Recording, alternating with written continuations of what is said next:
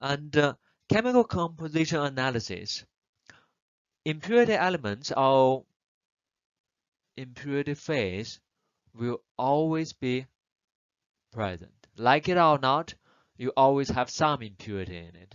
It's not, we are living in a practical world, not perfect. Everything have some impurity, either phase or elements in it. As you learn material, you will tell the difference. Elements by different element. Aluminum, nickel.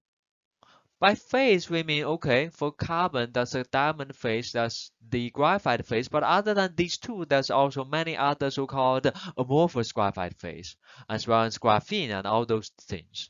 They are all elemental carbon, but they arranged in a slightly different structure. Make sense? So impurity elements, impurity phase. For example, if I say I want a pure carbon nanotube. Ideally, you want everything to be in linear fashion in a tube, but believe it or not, you always have some carbon in there that are not exactly in that nicely tube, right?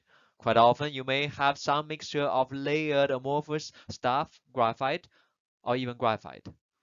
Very likely occasion you may have diamond, but less likely. You have a messy of carbon mixture in there. Okay, common techniques for composition analysis. I'm just quickly go through them. X-ray diffraction. Okay, you will learn in this semester. Optical atomic spectroscopy. That's more in the chemistry realm, but at least be aware of it. It can be used for elemental analysis.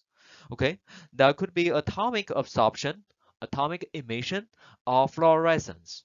Different methods to collect the optical signal and analyze.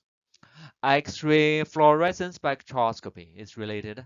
Okay, and additional chemical analysis technique. We'll gradually talk about in your analytical techniques or in our chemistry department. They offer quite often many advanced analytic techniques in these.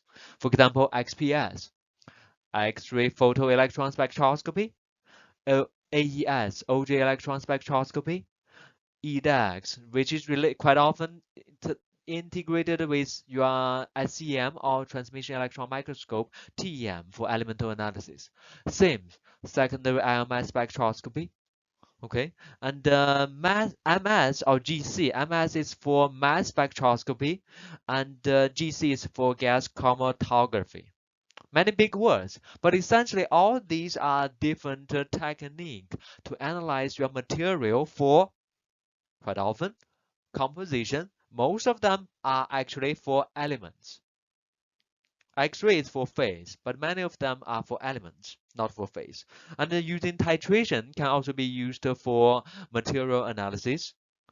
That's kind of titration we learned in high school, middle school, adding some chemical drop-wise and until suddenly there's a change in color. And you know, okay, the certain amount of material within it.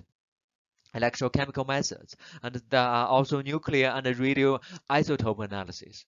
More and more less accessible, but probably more